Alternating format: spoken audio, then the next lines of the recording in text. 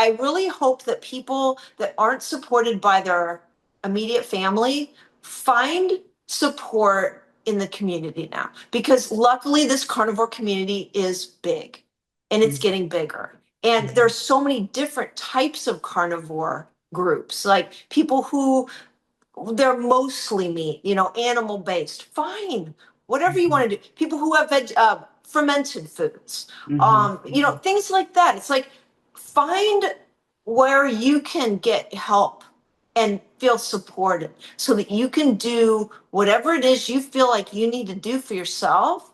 This is so important for people to do, because a lot of people do not have a whole family or a spouse behind them.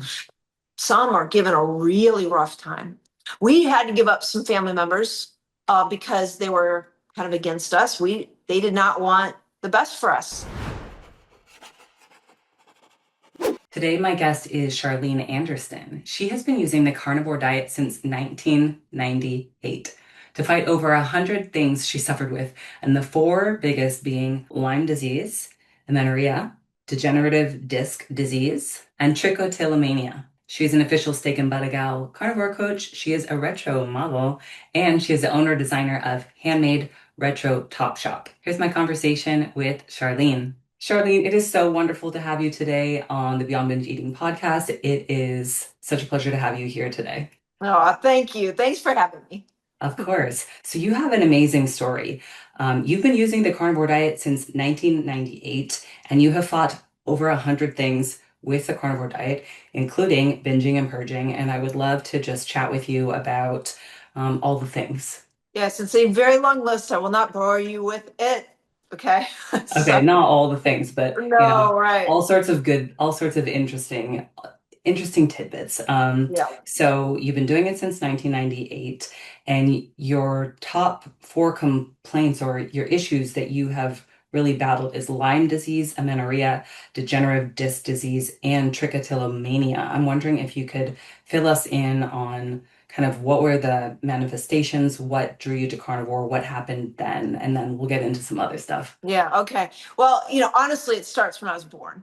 Okay. Probably before, but this is what I know. I was born in March 1973, and my mom and dad wanted me to wean me off of breast milk by the 3-month mark so that they could leave me with my grandparents to go to Florida. And so at 3 weeks, I started formulas, and I reacted to every single one. They tried to find one that I reacted to least. I guess they found one, maybe, but it wasn't without issue. And I was weaned off by 3 months and all that. So it wasn't a great base. My grandpa was a doctor, so we had a huge medicine cabinet in our hallway, and my mom had access to everything, including a lot of antibiotics. And I got strep throat often. Most winters, especially, I would get strep throat at least once. And we didn't even bother to go and have it tested to make sure. She just gave them to me because, well, I had white on my tonsils and it's preventative and this and that. She'd talk to her dad about it, and I'd get antibiotics often. And so it wasn't a really great base with that. It was 2nd grade. I remember story time. I was sitting there and I had a sore on my eyelid. And so I pulled at my eyelashes and they all came out, just this big clump. And it kind of startled me. But I thought how it felt better to get those out because it was so irritated. And then it's like that irritation spread, like the one eyelid. I remember it was this eye. And then it spread to the other eyelid, like that feeling of pulling, and then it spread up to my eyebrows. By the end of that day, I had pulled every single bit of eyelashes and eyebrows out. And, my mom just couldn't believe it when she saw me. She wondered what in the heck happened. And that started trichotillomania for me all the way from 2nd grade on, all the way through middle school, high school, college, working, until Joe and I figured out a diet that was good enough for me. So that started very, very young. Oh, back up. When I was 4 and I was at nursery school, I jumped into some leaves and I had a really bad asthma attack. So they called my mom and we went through all the allergy testing and all that. I was sensitive to almost everything. So I went through the shots, the sprays, the inhalers, the drops, pounding on my chest, having to lay in a downward position to get all the phlegm out, coughed up and out. It's just horrible. But I hated those allergy shots more than anything. I hated medicine. Even though my grandpa was into, he was a family doctor, OBGYN specialty, delivered thousands of babies. By the time he was 80, he delivered like over 2,000 babies. And my mom wanted to go into med school, but she couldn't get in, so she became a physical therapist. They were all into medicine, and it just always felt wrong to me. I didn't like it at all. I always fought it. So yes, I had allergy shots also as a kid. I can't remember when I stopped them. I would have stopped them at some point because later in life I reintroduced them, and I'll tell you about that later. All right. When I was 12 and I started my periods, I developed cystic acne, which most people know kind of what that looks like. And people who've experienced it's very painful, but it's so ugly. So I had these horrible crater-like looking acne things that I would always pick and squeeze and all that, that stuff. And then I would always have patches of eyebrows or eyelashes gone. I mean, always. And then I was always hungry. I overate. I wasn't obese, or I was a little bit overweight, but more than that, it was my body fat was just really bad. My muscle mass was bad. They didn't want me to exercise or join any kind of sports, although I did try a couple things in middle school and it didn't go well because of asthma. So what would have been, I think, good for me, dance or something, they really didn't want me to do because of asthma and my allergies. So, and lower back pain actually started around when my periods started, around 12. And then I would even have to like lay down at times or like stretch my back out. There were times when I was almost flat on the ground. I couldn't do anything, even at 12 years old. And then fatigue also started in around then too. All right, let me back up one more time. Sorry. Another thing that to throw into the mix here is that I was an only child. I hated it. But my mom and dad allowed me to go to a lot of camps. So they wanted me to be very active. I loved being around people. I loved making new friends. I was a tomboy. I was outside all the time. So I went to a lot of outdoor camps. That's where I could have possibly been bit by a deer tick. A lot of people are bit and their body fends it off. It doesn't mean if you get bit, you're going to get Lyme disease and you're going to be in a horrible state the rest of your life. Our immune systems are so low these days. Look at what all we do to them. Look at all the stuff we're battling every day, toxin-wise and all that stuff. And I did not get any bullseye rash that I noticed or remember. I remember tick checks every night. I remember we were supposed to remove them a certain way and we didn't. We just kind of picked them off. I don't remember getting a sudden flu like they mentioned with the Lyme. I wish I would have if that's when I got bit. I don't remember that, but I would often have rashes and I would often feel kind of sick. So I don't know. I think my body possibly got bit by a tick and just absorbed it, and my body just completely disintegrated.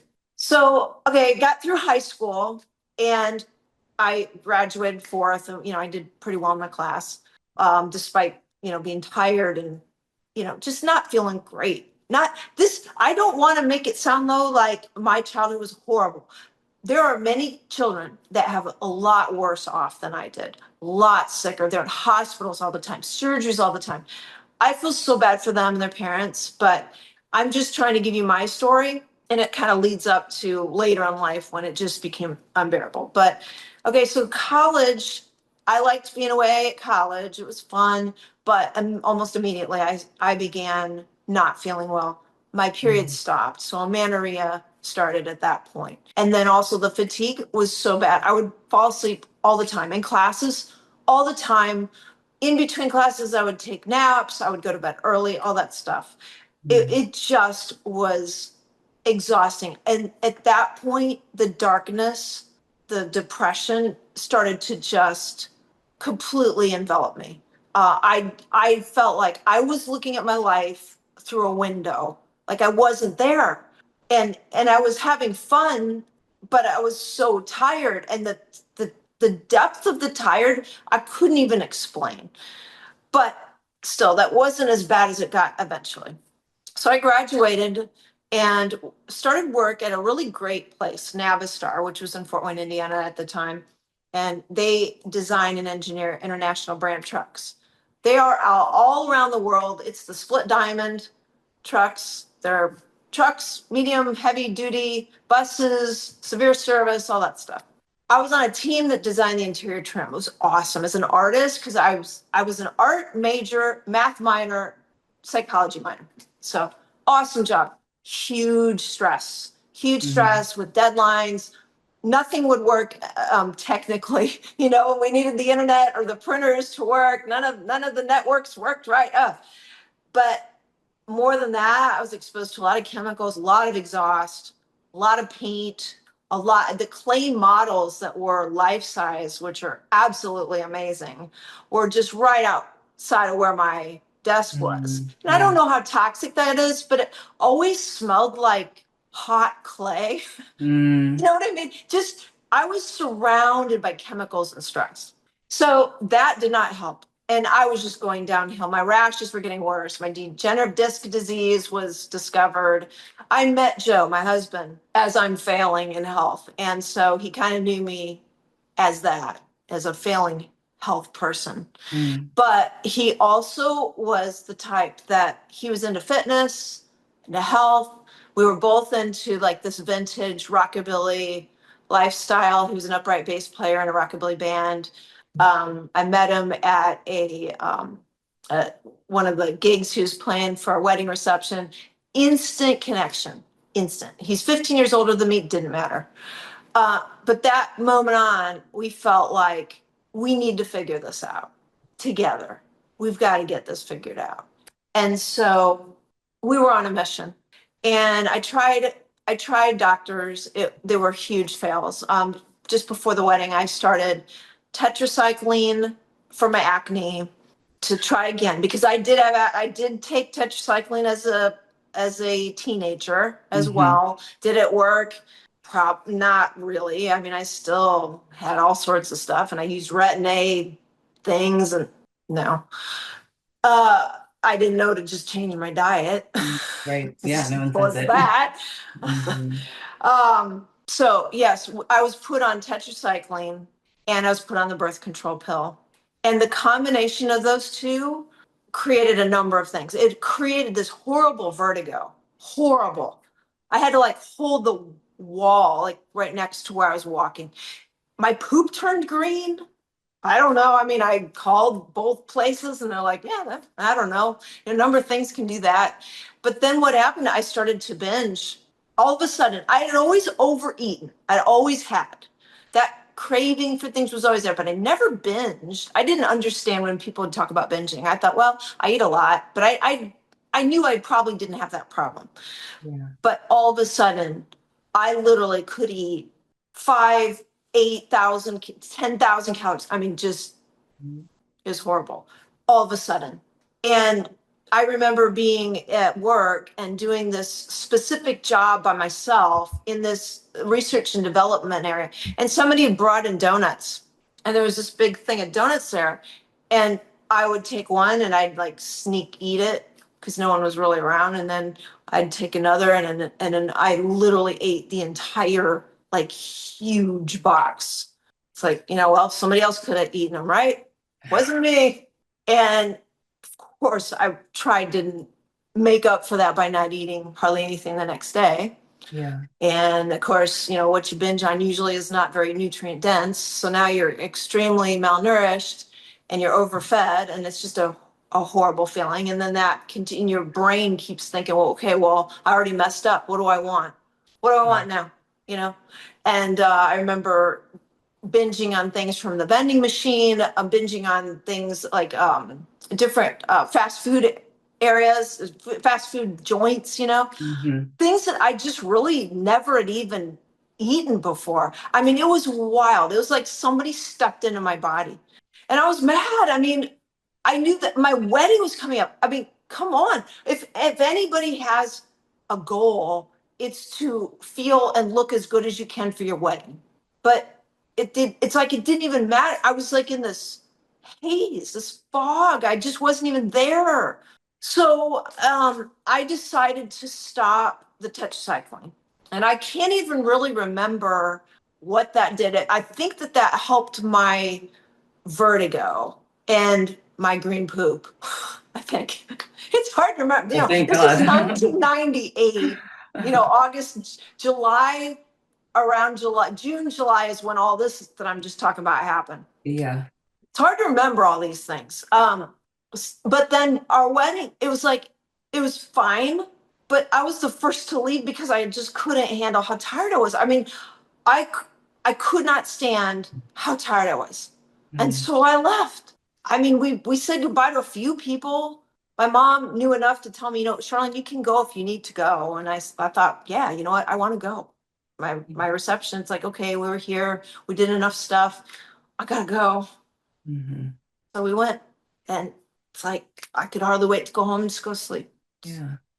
So we knew already, Joe knew it was about an all meat diet. He knew this from being interested in bodybuilding, old time bodybuilders, old Hollywood, Marilyn Monroe, for instance, she would eat steak and eggs and drink coffee before a movie so that she'd get into the best shape and beauty that she could for Mm-hmm. her movie.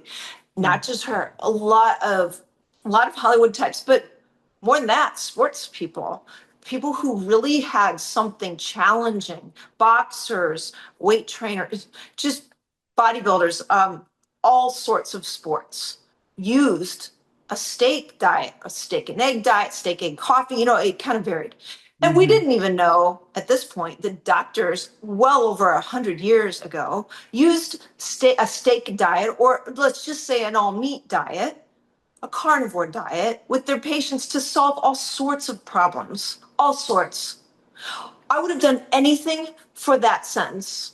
I wish I would have known. I would have done it. But anyways, Joe kept we knew that it was like low carb seemed to work, and we Mm-hmm. did keto type of stuff, even though before it was really called keto, kind of like a low carb. I don't even know what people are calling it, but I know that there was very little stuff other than maybe Candida books out there. And I was Mm. always drawn to the Candida books that talked about low carbohydrate.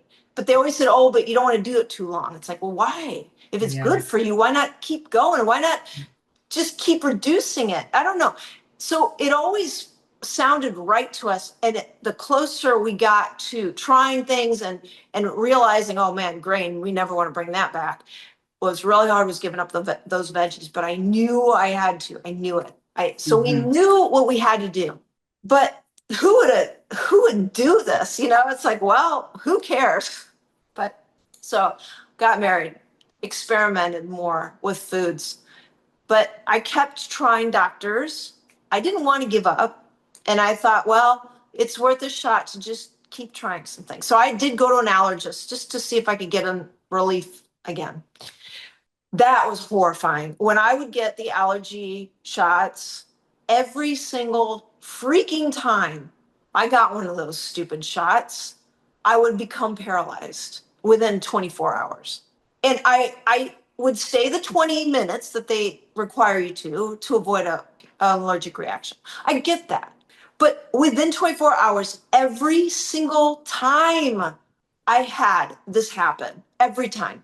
So I called the office and I said, it starts with my fingers and toes and it works its way up my limbs and into my core. And once it gets to my core, I can't move. I've got to call Joe. I get to carry me out of work. I could barely get to the phone to, move my hand, dial the numbers to call Joe to tell him to come get me. And I would have to just wait it out. These weren't like an emergency vehicle had to be called. I had to go home. I had to be carried out of work. People looked at me like I was nuts. And I thought, what the heck, Do you think I'm joking about this? Do you think I want attention with this stuff? Anyways, they're not worth it. Anyway, so I had to stop those shots, obviously. But now what happens is that I don't have the reaction because I'm not having the shot. But now when my body's overwhelmed, now I become paralyzed. And I can feel it, toes, fingers, up my limbs. Sometimes it would stop if I could avoid it over something, whatever it was overcoming me. But now that's another issue that I had to deal with, you know. And finally, because we knew medicine was out, supplements were out, homeopathics were out, all that stuff were out. We did find an alternative MD. We did try some of the supplements, homeopathics. No. But she did test me for Lyme disease and with the ELISA test and then the Western blot. And luckily the Lyme in me was the things that they test for. I'm not great with scientific terms and remembering all this stuff, but I remember that the levels were at a point, that were a number of them that showed, yes, I needed the Western blot after the ELISA. And yeah, after the Western blot, it's like combining these results with what you describe, Lyme disease. Absolutely. Yeah. Chronic. I don't know. Was I born with it? Did I get it at Girl Scout camp? I don't know. Does it matter? No. We just knew we had to figure this whole thing out. And it was going to be hard because sometimes when we'd try things, it would get worse first. And that's really tough. But like Joe would explain, and I explain to people now, if you get a cut on your hand, as it's healing, it actually gets worse. You know, it swells and it gets red and hot and it looks ugly. And then until that scab forms and then the scab, you know, goes away and pretty skins underneath, it can hurt and swell when you heal. And that's almost every single thing that I had going on with myself would get worse first. But I got to say that almost as soon as I consistently stopped the vegetation, the trichotillomania went away. I do have to watch ground meat because ground meat can actually bring back that feeling of like a sore somewhere here. Also, degenerative disc disease, that went away fairly quickly. You know, when I got rid of grains, got rid of the vegetation. Vegetation was huge to get rid of. But again, if I bring back anything, including ground meats, I can feel little twinges in my back. And then allergies and asthma, that got so much better. I mean, really, I didn't have any hay fever anymore. When I was a kid, my nose was like a faucet, and I was so embarrassed with that. And you know, acne cleared up, eczema cleared up, all these things. The Lyme, though, that took a while. That took a while to figure out. When we added enough animal fat, in particular egg yolks, this is what I remember the most, is I had this plethora of egg yolks, like 24, and I don't mean just one time. I mean like day after day. I just had this craving. And like 2 weeks after I had those, my period started. After 10 years. I thought, why in the world doesn't anybody know how to reverse amenorrhea?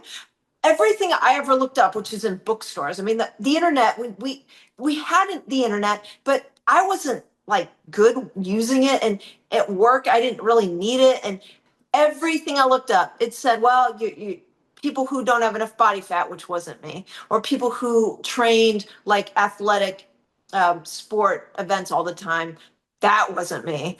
It's like, well, that's all I could find information wise. And my OBGYN, when I told her my diet, she said, if everybody ate like that, we'd all be so healthy. That's far from the truth, you know, just because it was a whole diet with not a lot of processed food. Who cares? I'd get rid of the vegetables, get rid of vegetable oils, eat a lot of animal fat, started my period. And I had 2 easy pregnancies, didn't even plan them. One was with a midwife and the other was unassisted. Not that I'm suggesting, it's just the way it happened. And nursed the boys, all that. And yeah, Charlie and George. And that was 2005 and 2007 when I had them. So I was 31 and 33. Let's go back to right before the wedding, when I started to binge. And we knew that it was going to be about an all-meat diet. I purged. The very thing that my dad had accused me of for so many years, worried that I had been doing that. Because at times I tried to undereat and I'd lose some weight. You know, I got lean, but not in the right way. That very thing that I said, Dad, honestly, I've never done that. Well, now I started to do it. Luckily for me, It only happened like 2 or 3 times. I wish you'd think that I'd remember how many times. Yeah. It's 2 or 3. I don't know. But it was after those huge binges of just going to every fast food, just cramming myself with every bit of junk I could because I don't know I don't know what I was thinking. It's Yeah. like I was in another world doing this. I don't know. Yeah, sounds like it was related to that medication a lot. So sounds like you've been on quite a journey since 1998 and, seeing different doctors and trying different protocols. And then when did things really start kind of turning around for you? Well, like so some things turned around almost immediately when I said, okay, fine. No more vegetables, right? Okay, Mhm. fine. I loved vegetables. I used to love to make and bake, and I would make a recipe and I would eat the whole thing. So I knew that that was a flag. Um, Year wise, it's hard to remember exactly, but amenorrhea reversed when I got tons of animal fat and I ate enough. I Mhm. can't remember what year that was, but it literally took us several years after realizing Mhm. it's all about all meat. Mhm. Because I was still eating things that were inflammatory for me, like pork. Eggs Mhm. became inflammatory. I had to give up eggs, even though they started my Mhm. period. Yeah. And I'm not even in perimenopause yet. Just I'm 53, so who knows what'll happen? I Mhm. don't know. But and the degenerative disc disease got better. But again, we tested so many things. Like we didn't have a line. We say August 1998 that we started Carnivore, and Mhm. that's when we knew we had to get serious about this. If I had wanted to have a life and I didn't want to just end my life, which is what I wanted to do so many times because we failed so many times and Mhm. the wins were so small. It took us so long. We were used local farmers, grass fed, grass finished, grain finished. We tried all sorts of things, frozen, fresh, different cooking methods, different storage methods. It took a long time for Lyme. I think it was about 6 years. It took us to realize it was about an all red meat diet, which Mhm. nowadays is called lion diet. We never called it Mhm. lion diet. We just called it, an all beef diet. And then Mhm. I had to make sure that the right cut of beef was right for me. Because until I got that right enough, that paralysis, that intense, I mean, I cannot tell you the depth of I was so low on energy. I could barely move. I felt like I was 500 pounds. Mhm. And that lasted throughout, even eating just meat. It took us figuring out. I had to do beef. We did bison in the form of pemmican. We would dry bison meat, mix it with tallow. So we started pemmican around 2004. Mhm. That at that point, that was like the best thing I'd ever put in my mouth. I probably felt better with that than anything I had tried up until that point. But then we found zeroing in on health. And they started talking about different cuts of meat. And they Mhm. brought up ribeye. It's like, well, we would have eaten ribeye before, but let's try it again. And let's make sure that we cook it a little bit better. Instead of overcooking or just like thawing it improperly, whatever. All those details mattered for us, by the way. Um, Once we got to ribeye, it's like, oh my gosh, Thanksgiving. It felt like Thanksgiving every time I ate it. I mean, it was so warm and so good. And we would try other cuts. It wasn't anything like the same. We had Mhm. fatty ribeye, untrimmed. And then, we varied things, the thickness level, how we cooked it, how much we seared it, what doneness level, all that stuff. And that was like when I took off. I mean, I felt so much better. Pemmican was good. We did that 4 years. But then we got to ribeye. So basically whole meat with Mhm. attached fat and enough of it. For me, Mhm. that is what really did it. So we're talking like 2008, 2009. I mean, Mhm. all the way from 1998. It was dang hard. We Mhm. kept journals, Joe in particular. I threw my journals away. I got so mad at times, I threw away stuff. I would be so mad.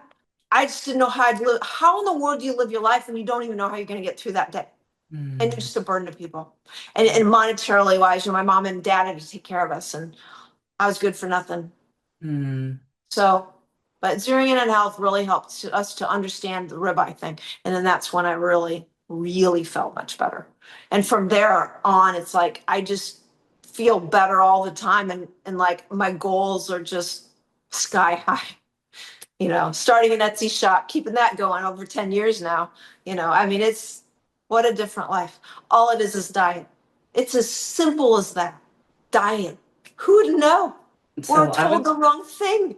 I do want to hear about your Etsy shop shortly, but I would love to hear a little bit more detail on, currently what has been working for you. It sounds like you've been pretty much, feeling really good and just dialing it in since like 2009-ish. So that's like a good 16-ish years. And so it sounds like you've tried all different sorts of things for how you cook the food, exactly what cuts and all this sort of thing, which is a fascinating amount of detail. But it sounds like you really had to, you're sensitive and you really needed to get it right. And so now, after all those experimentations, what have you found works best for you as far as, maybe the amount of food or the exact method that you cook it, or like the ratios of fat to protein, water, like meal timing? If you could share any details, I would love to hear that.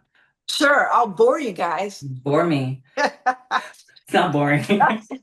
And we never will stop experimenting.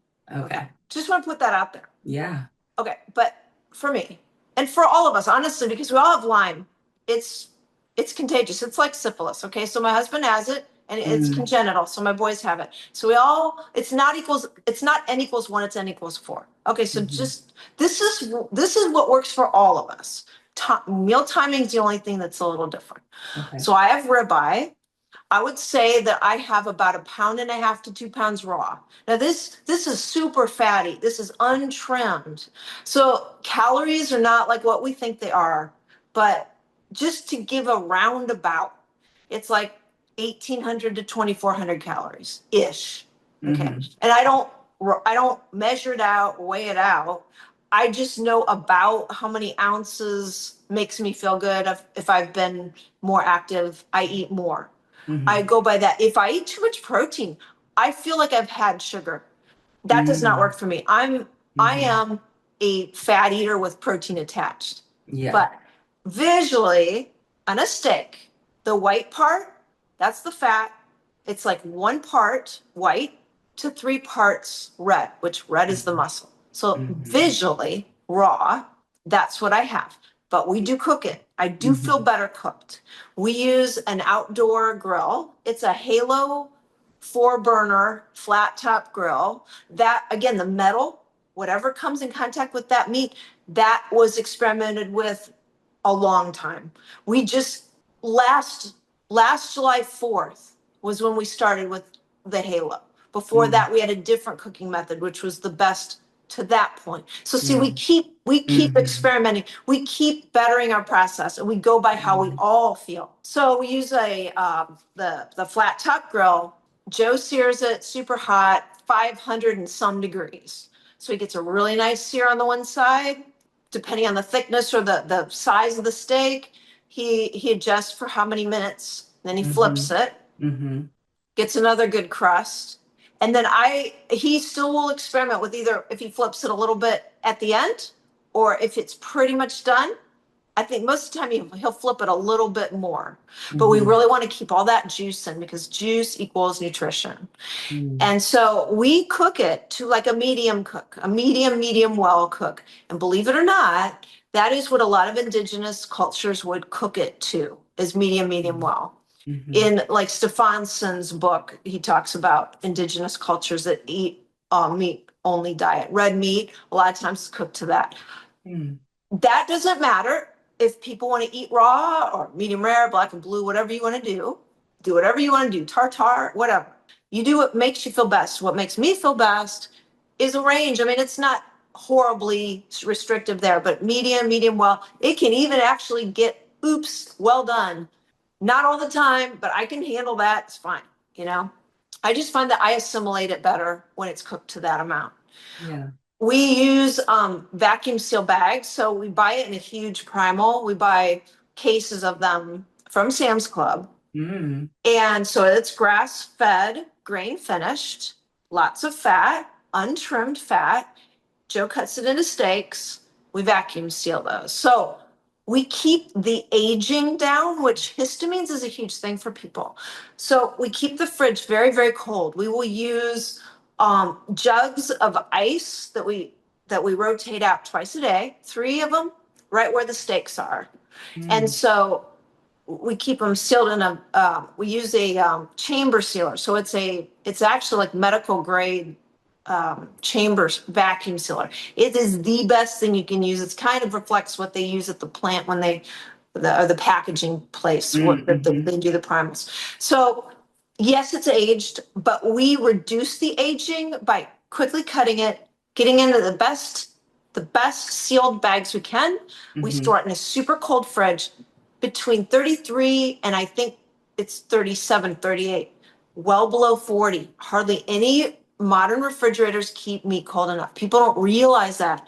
And I wonder about what kind of bacteria people can be getting into with meat.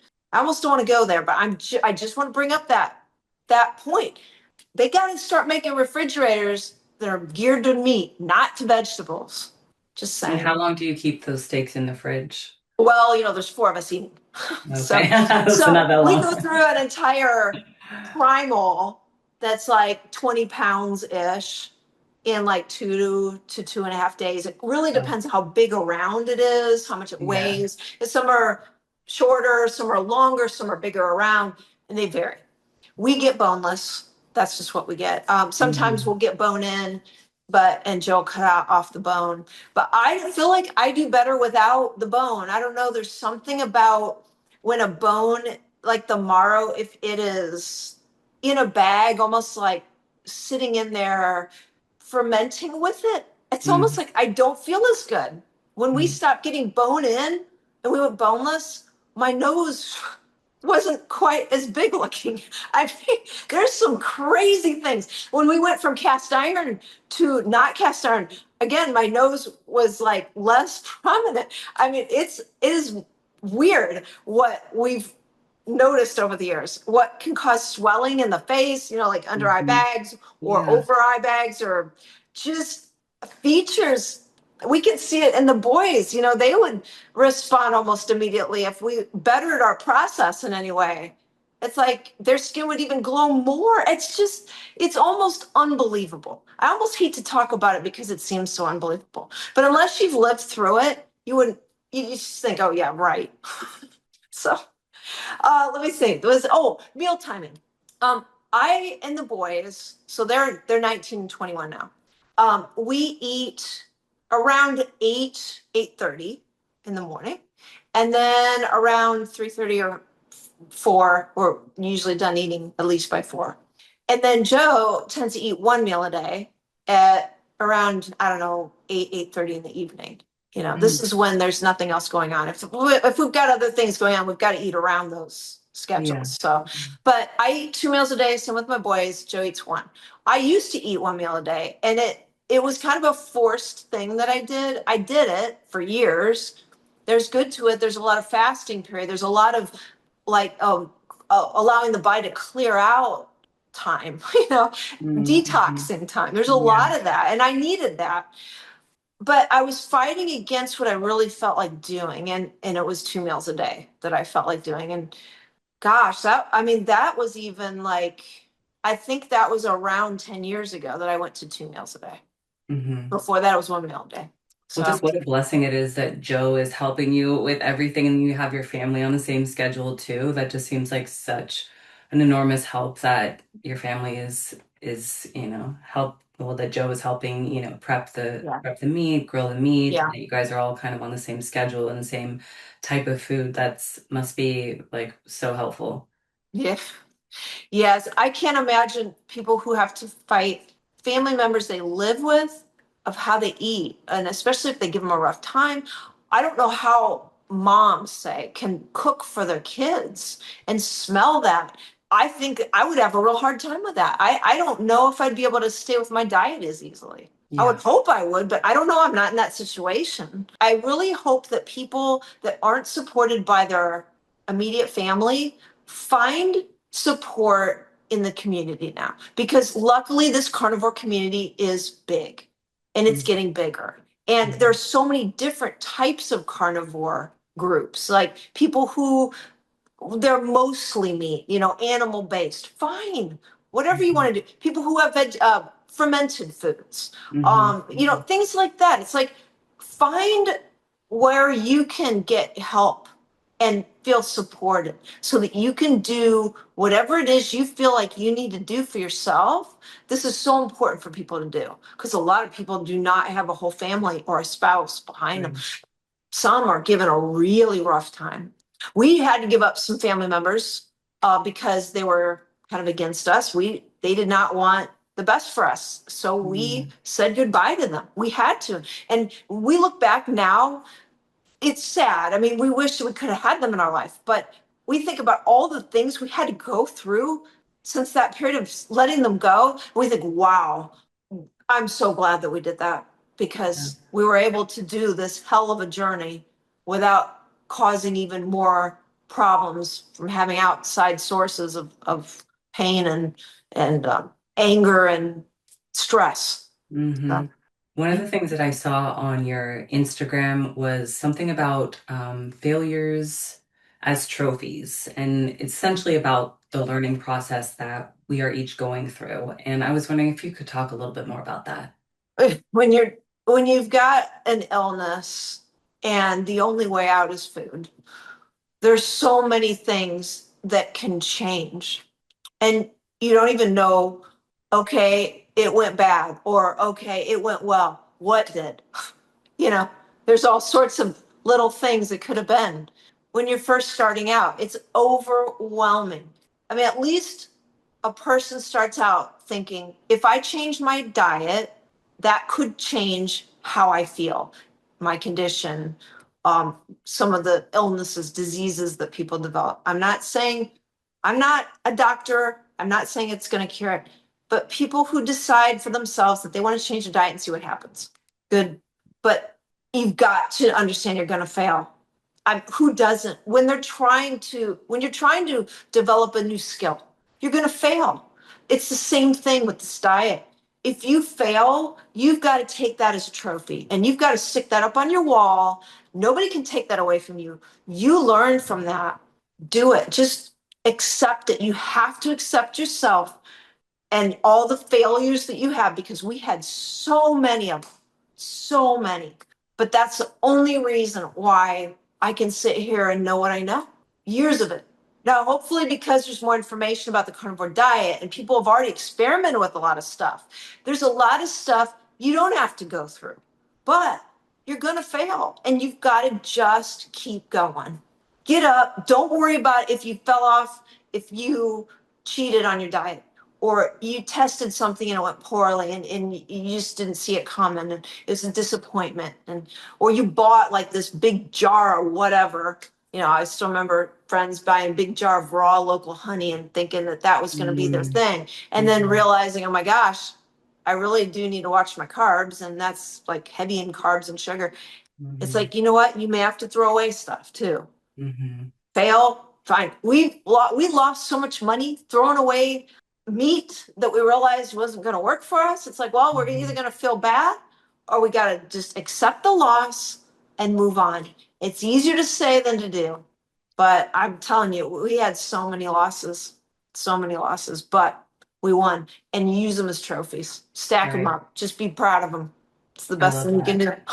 It's such a powerful message. Let those quote unquote losses become lessons, become learnings. Yeah. Awesome. I have a question about your Etsy shop. I know that you're really passionate about sort of vintage style living, clothing, roller skating, and that is super unique, super interesting. And I was wondering if you could tell us a little bit about sort of that sort of vibe and what that means for you. Oh man. My Etsy shop was born in 2015. And before that, I had experimented with deconstructing clothes and trying to figure out how they go together. I was an art. I loved art, but I really like to work with my hands. And so the boys were a little bit older. I was feeling well, I was excited about stuff. And I knew that there was something waiting in me, something that was like, it was ready to explode. And I had told Joe this, and even my boys, that there's something I need to do. I need to like create something, but I don't know what it is. And that's what it was. I had never used a sewing machine. I had done just hand sewing. And so, yes, we bought stuff for me to deconstruct and reconstruct. But then I started to get interested in possibly buying some sewing patterns. We always were about rockabilly, vintage, retro, 1940s, 50s. I grew up loving that stuff from going to an old restaurant with my grandparents in Cleveland, Ohio called the 100th Bomb Group. And it was filled with the 1940s memorabilia. Loved that stuff. Completely rang true to me. I felt like I was from that era, but I wasn't. But so that desire came back, and it's like, I got to just start trying to make stuff. So I did, and I made so many things that I thought, there's no way I can wear all these, because I mean, literally, I was cranking out when I started with the machine. I was learning, and it was so much better than hand sewing that I just kept cranking stuff out. And Joe said, why don't you sell some of it? If you don't want to wear it all, sell some of it. I thought, oh, who would buy these? He said, but they look good. I mean, you've done well. And so I put them up on eBay first. And I mean, immediately people were buying them. And I thought, wow, what? Oh, okay. Well, there's a rockabilly type. There's a movement, people that love that style. There's not a lot in the US. Not a lot of people hand make that stuff. So it's like, okay. The eyes are on me. If people are about that, like halter tops and summer top wear, very simple, very, very simple.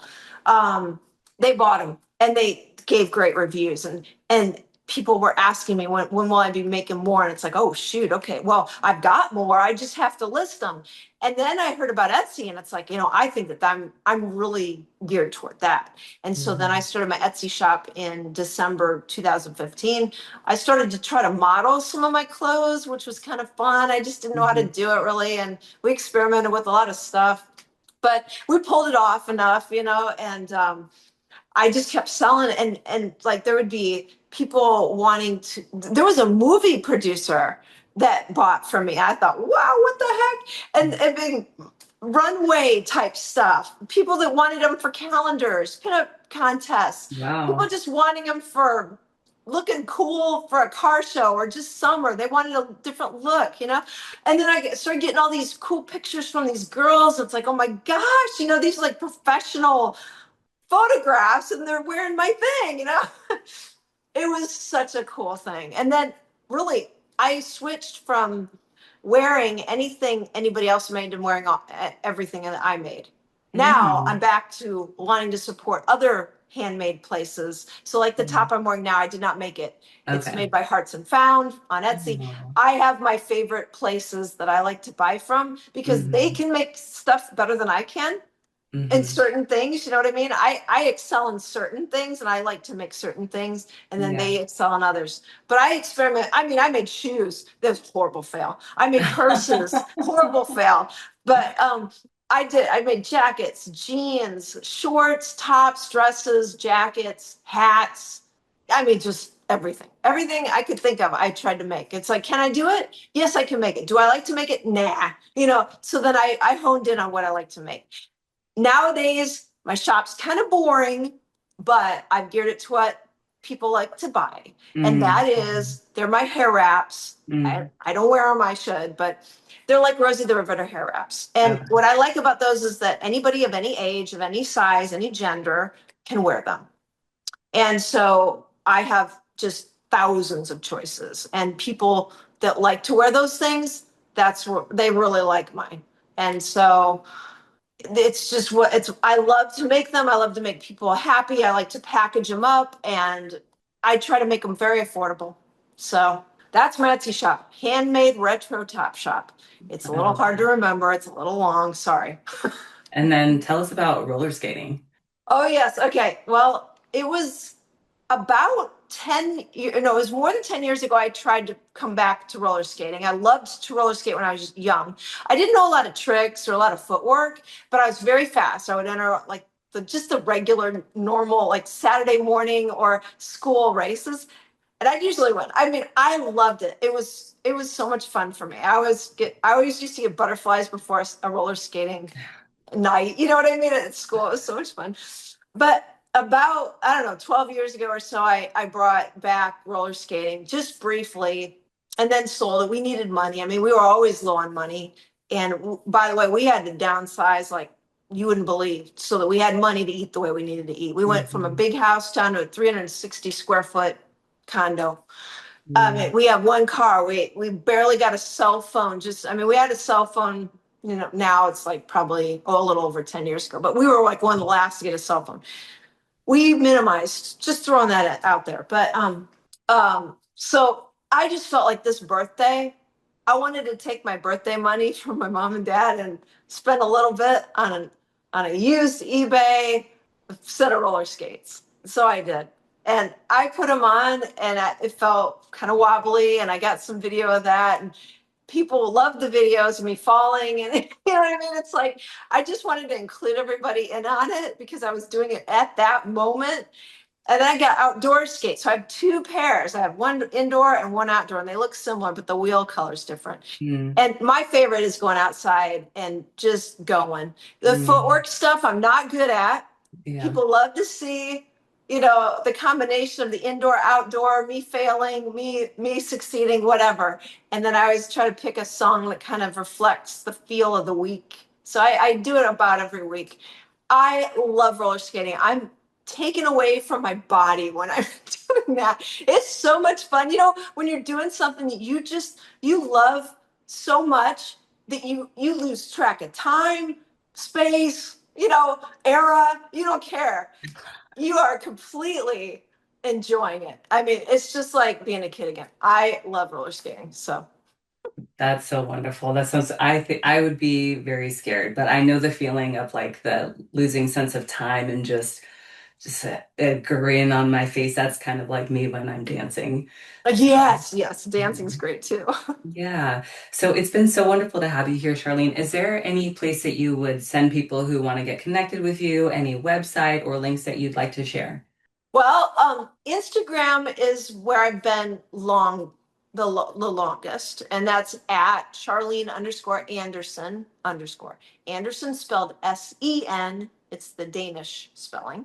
Okay. And then I just started to populate my YouTube channel, and it's really just bringing over my stuff from Instagram, and then I'll just keep that going. And that's at Charlene_Anderson. So Wonderful. I will include yeah. those links in the episode description. Thank you so much for sharing about your story. It sounds like an epic journey and that you've been doing carnivore for way longer than most of us have even ever heard about it. So you are an OG, and thanks for sharing your wisdom with us. It's my pleasure. My pleasure.